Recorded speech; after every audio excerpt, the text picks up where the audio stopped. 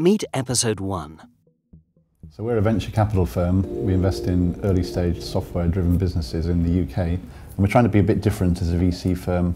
3 of the 4 of us have been entrepreneurs before ourselves, and we know how hard it is to raise money and what a frustrating process it can be. So when an entrepreneur comes to us, they know exactly where they are in the process at all times. What sort of investments is Episode 1 looking for? We're looking for opportunities that can grow into really big businesses. And so what does that mean? What does it take? We're looking for great entrepreneurs who've hired a great team around them. So we perceive them to be an exceptional team. And we're looking for a business that is operating in a really large market. And thirdly, the product obviously has to be great. And the way we gauge that is by talking to customers. So we invest typically once a business is generating between £5,000 and £50,000 of monthly revenues, and that gives us the opportunity to talk to a number of customers. And so all of those things come together. We will invest between £250,000 and £1 million as our first round into a business, and the round can be larger than that, but that would be our check size. And we reserve 2/3 of the fund for follow-on funding. So should I wait before I have revenue to contact you?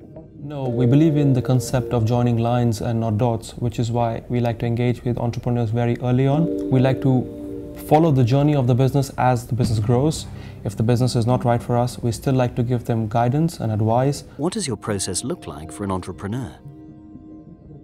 So at the initial meeting, you will meet 1 or 2 of the investment team here. And then what we're trying to do is at the end of that meeting, give you a very firm indication of whether we want to take this opportunity forward. The 7-day promise.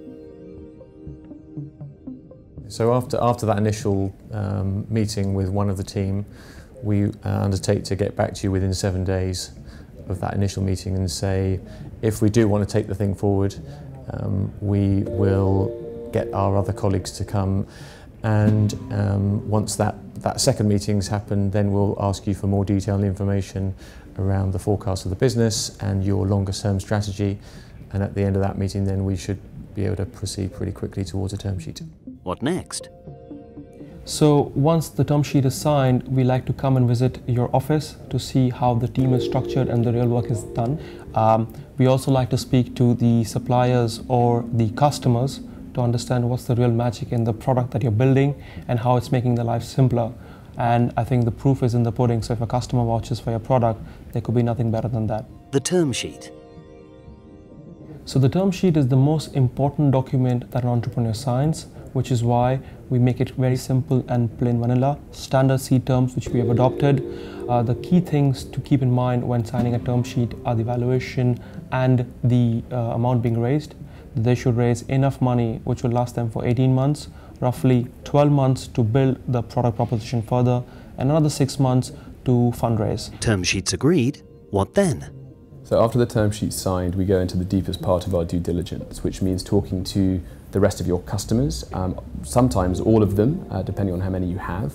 And the purpose of that is for us to obviously understand how happy they are and why they chose you, who else they looked at before choosing you as a business to use. We'll also spend a good deal of time, as much as we can really, with you and the rest of your team, so we can get to know you better, understand the personalities better. Another very important part of that due diligence process is to go through your financial plan and your strategic plans for the coming 12 to 24 months. A PreMortem. Thanks for the confidence. PreMortem is an idea we've stolen from Daniel Kahneman, who's the author of Thinking Fast and Slow.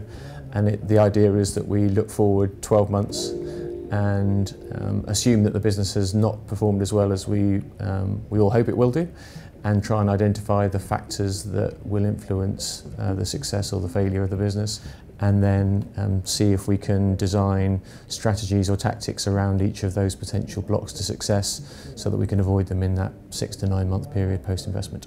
You've invested. What then? When we invest, we always like to have a person on the board as a director or an observer. And the reason for that is then we can formally help the company after we put money in. By being on the board, we have the ability to input on the direction of the company. We do help the businesses in between board meetings over phone, email, etc. But the monthly meeting is a good measure of how things are going. Good time once a month to think about the strategy of the business and how it's going. So if you think Episode 1 is a good fit for you, get in touch.